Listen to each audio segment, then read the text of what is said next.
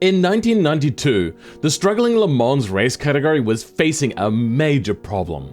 The category was small and business was bad all around. The Jaguar XJ220 couldn't even save itself with its good looks. So, Le Mans opened a new category, Le Mans Prototype Class 1.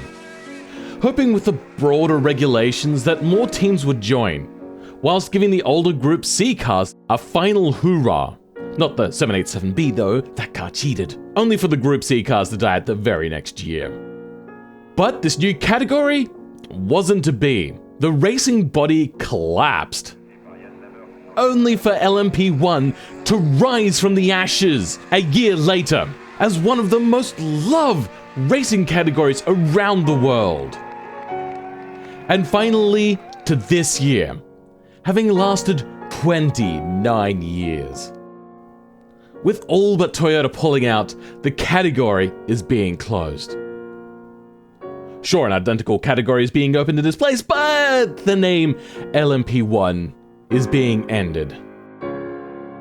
So I thought I would give a homage to LMP1 before it's shown the door this year. Now, going within their exact dimensions is quite tricky and actually not something I can do, but we are going to try our darndest. For instance, there is no car that fits really nicely within these dimensions here for width, and the overall length, we're not going to have it incredibly long because this is still going to be Friday Pike Day. That's right, I'm going to try to make an LMP1, and I'm going to try to take it up Pikes Peak. And to do that, we're going to take from this company, which was the Oh No My Locust, but I'm going to say that that was underneath the Ace brand, because the Ace brand also took that and made an extra long version of it for their 1750 horsepower electric car. So let's get to it. There is a minimum weight, but I don't know what that is, so we're gonna start off with just saying that it's going to be carbon fiber for now. Because I don't like the fact that the torque twists the chassis around sometimes, we're gonna go with a mid-transverse, and we're gonna go with a fairly small engine. This is gonna be push rod and push, oh, no. That's push rod, please, thank you. Quality up a fair bit because this is, once again, meant to be an homage to an LMP1 car. And you can see here that it can fit a 5.5 litre engine. And it can have a lot of damage because I'm limited to 5 of them, which means that this should be able to take a fair amount. Now, I remember that the Porsche had a V4. I wonder what that is. It created 710 horsepower. Oh my god. Oh, it was a hybrid monoturbo V4 engine. Now, because hybrid is a tricky endeavor with these games, I have decided to go with just the straight 4-cylinder. Now, do I go an inline 4 or do I go a Boxster and keep the weight low? Probably a Boxster. I'm gonna go with an ALSI engine block because magnesium is just dangerous by nowadays standards. Dual overcam, 5 valves per cylinder, ALSI again, and we're gonna keep it a fairly square engine because these things are not just about out and out power, but they're also about fuel efficiency. Now, I know that you don't need fuel efficiency for what we're doing, but we're gonna say that they've kind of ripped this straight from thing. Fairly high cam profile, really good compression probably, variable valve timing all cams, turbocharger, race, injection, probably a direct injection per cylinder, and race with an ultimate race fuel. Now, one of the things I know is that these things cannot be fuel guzzlers. They are actually limited, so we're going to try to stick within that. This thing is going to be loud. Some might say, Nicky, loud. I'm sorry, please don't cancel me. Okay, we're at 326 kilowatts. They were at 370. Also, they were a single turbo. Yeah, this has to run twin, which is not particularly any faster for spooling or anything like that with nowadays technology. I'm assuming the reason why they went with a single turbocharger was to keep the weight low, so then they could put ballast to make the car weigh the minimum amount at the end of it. Also, everything has a quality of like at least 10. Well, apparently not everything, because this is LMP1. I could go absolutely ballistic, but I get the feeling that the reason why LMP1 is dying is because it was so expensive to the rewards. But people still do Formula 1, which costs a hell of a lot more. So we're gonna say that they do a lot of quality, but not absolutely ballistic. We've reached 370 kilowatts, which is right where we wanted to sit, but we might increase that RPM just a little bit more. and then the pistons and whatnot die. Yowza. Okay, 2 liters exactamundo. 370 kilowatts? Nice. How much torque? There's no such thing. And yeah, we're gonna let it rev a lot higher, though we're probably not gonna use that rev range much higher than that. Probably gonna use it between here and here anyway. This one is just if we, you're right before a corner, you just need that little bit more so then you don't have to change gears in time. That's exactly what we'll do. There we go. Now we'll see it's got heat shielding on it. And let's listen to our new flat 4 engine.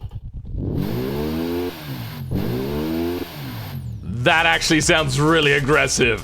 Oh, I like it a lot. This thing only comes alive after 6,000 RPM. Now, this is going to be tricky because we're not going to keep a lot of the bodywork here, and we'll see how far we go. We're going to give it not a dual clutch. Now, a dual clutch would be really good, but the dual clutches weigh a lot, so we're going to make this sequential instead. And this doesn't need to be a particularly big gearbox because it's going to have like a fairly long torque curve area towards the end of the gearing, so a 6 should do it, and we're going to put this up a fair chunk. I don't know what sort of trickery they have, or whether it's all-wheel drive or rear-wheel drive. Okay, so it looks like the Porsche itself really is an all-wheel drive or four-wheel drive because it runs power through the front wheels. We don't have that, so we are going to just run it with a very simple setup. And it's gonna have an, like, oh wait, I can only go rear-wheel drive.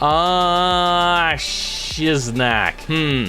You know what? We might actually stick with that. We might go with just a rear-wheel drive car. And it's going to have a geared LSD. And plus that. Seats. Well, we're only going to have one. I don't know how many seats they normally have, but that's what we're going with. Yeah, we'll have hydraulic power steering. ABS, no traction control, though. Now, would they have an active sports? They might, actually. Yeah, we'll say that they do. And that means we're going to go back here and we're going to make it an electronic LSD. Oh, this thing really likes to rip, doesn't it? Okay. We might increase that red line, but it really hates it.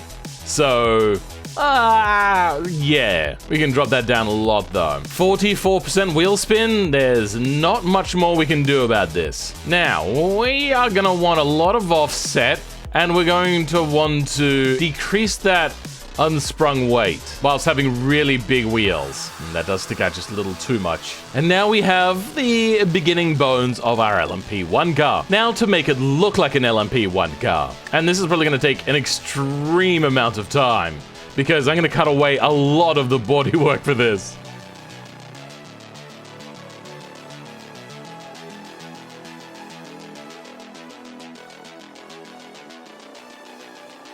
Well, there we go.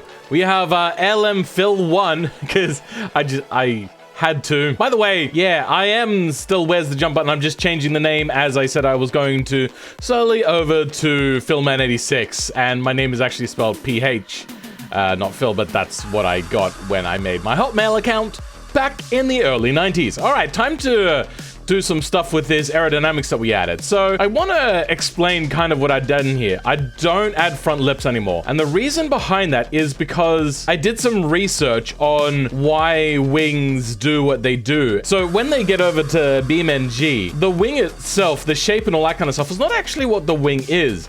The wing is an invisible flat plane that is anchored at the back of the wing. So if you have one that's really low to the ground and you turn this all the way up, it pivots at the rear into the ground. And that's why they scrape on the ground, even though you don't see them. So here I've made a very kind of small one, so hopefully that won't do it. And I've also got it really raised up. And you can see that there's an incredibly large rake here, which is actually what they do in race cars as well, is they have the skirting along the sides if they're allowed to. And then this goes up here, which increases the volume under here, but with the same amount of small air that comes in from underneath the car, it has to expand and it starts moving so much faster to get out that's actually how they create downforce underneath anyway. And the other thing that you don't want to do is you don't want to expand wings vertically. You only want to expand them horizontally and width-wise. Otherwise, for some reason, when you start expanding them vertically, this really weird thing happens where the plane, this invisible plane, becomes really small. So what I've done is I've got a wing here, which is fairly high off the ground, a wing here, which is fairly high off the ground,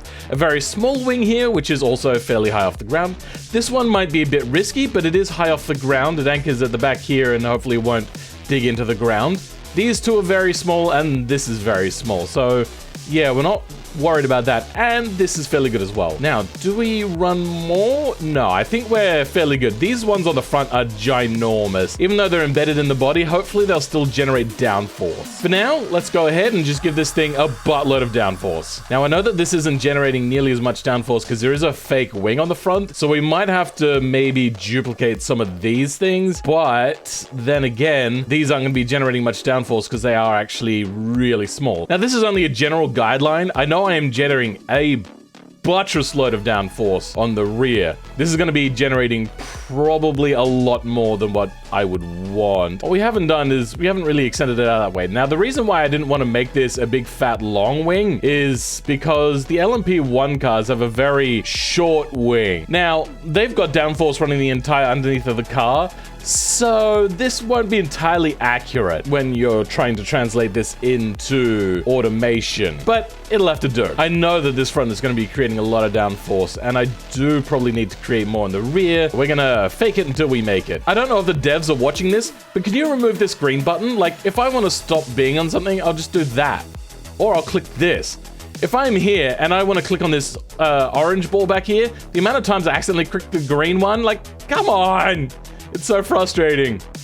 Also, if the devs are listening, here's a thing that I really want. I don't know how difficult this will be to do, but I really want the wing angle to be anchored at the front leading edge, not the rear. So then that way I can have this low wing and have it go up like that, as opposed to it being from the rear and then digging into the ground. That is just it's one little thing. Like, this one I can live with because I could go over here and change it and just constantly move back and forth, which I need to do a lot of the time anyway, because if I'm looking really closely at this, I can't see those dots anyway, which is fine.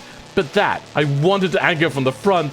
Please, please to God, change that one. That'd be great. Anyway, let's go take this over and put it in our simulated wind tunnel. Well, it seems that bringing this to a literal tunnel to wind tunnel test this thing was a bad idea, and maybe I shouldn't have done it. I am actually also going to go in and I'm going to turn the chassis off. I forgot to do that. But that'll be after I export it one more time to a flat color here, because I forgot about the two-tone, and now I can't fix the two-toning issue, it just does it. There also seems to be that issue, where it pops the tires.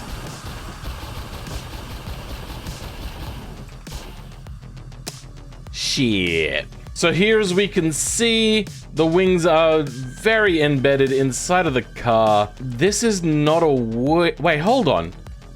Does this count as a wing now, does it? Oh, wow. Wait, what is that? What is this? What is this wing that's under here? That is strange. Okay, what I think is happening is when I scale it so large, for some reason the pivot point moves down. So that means that the plane, the invisible plane for this wing that I placed here is down here somewhere. I can't find it right now, but then the next wing, that one then places all the way down here. I think that's what's happening, because I'm pretty sure this is still not a wing. Oh wait, here it is. Yeah, this is the plane for those. So there's some sort of like weird offset problem with scaling it up a lot. So we're gonna have to downsize them and fake them a little bit and move them. As for the rear wing, you know what? That one's actually fairly good within the bounds of itself. These are doing fairly well. It's the purple plane that you want to have a look at. That's the one that I've found is the one that creates the downforce. This one seems fairly good, and then this one goes to here. So that is also well within the car. So I like that one. I like all the back. All the back is very good, except for the fact that like the model comes down quite a bit, but that's fine. We can't do a huge amount about that. However, after fiddling around for quite some time, I finally found one plane of downforce hiding inside of the lower wing. But what's that plane on the ground?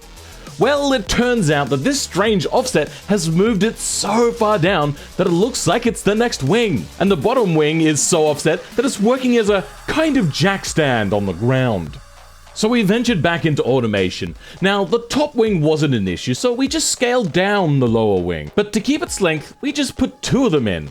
The thinking is that the larger the scale, the bigger the offset. So, two smaller wings will be fine. So, in my infinite wisdom, forgetting to change the paint, then turning off the chassis, I returned. Damn it! Well, oh, I also forgot to do the chromic paint. This was the beginning of a descent into madness. I couldn't start working with the new downforce information until I solved this wheel issue. I tried smaller tires so it wouldn't foul, then smaller rims to give the tires more give. I changed the body, I raised the height, a million different little things, but then not thinking I'd added enough complexity, I decided to do that. You know what I never did? I never checked to see whether I was actually within weight regulations. We are actually underweight. The minimum weight is actually 830. So we need to get this thing a little bit heavier. How do we do that though? That's a lot of extra weight. Do we make the chassis out of space frame instead? Oh, we are very close now, but we've changed a lot of our things. LM Fill 1. Because, like, it doesn't technically fit the definition, because it has to actually realistically be a lot wider. You know what, actually, we can make it wider. Though I don't want to, but I'm going to. Because now I have to redo a whole bunch of bodywork.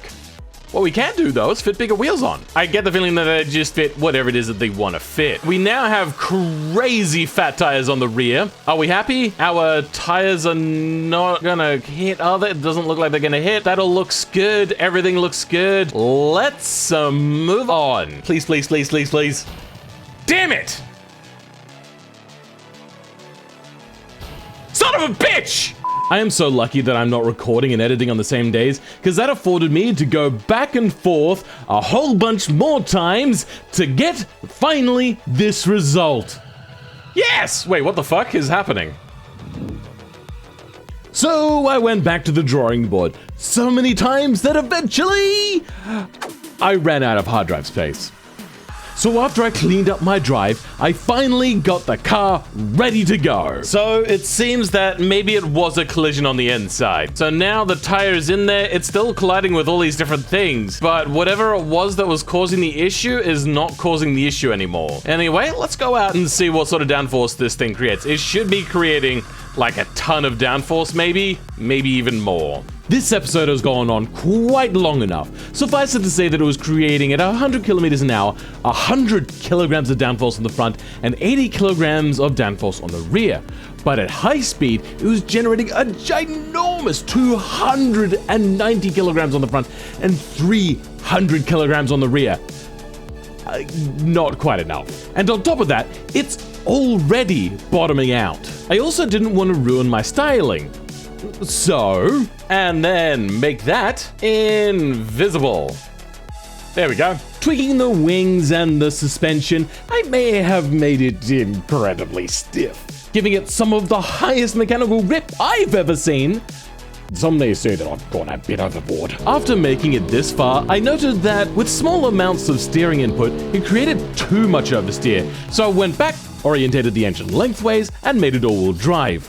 Removed some of those plentiful rear wings and took it to the mountain.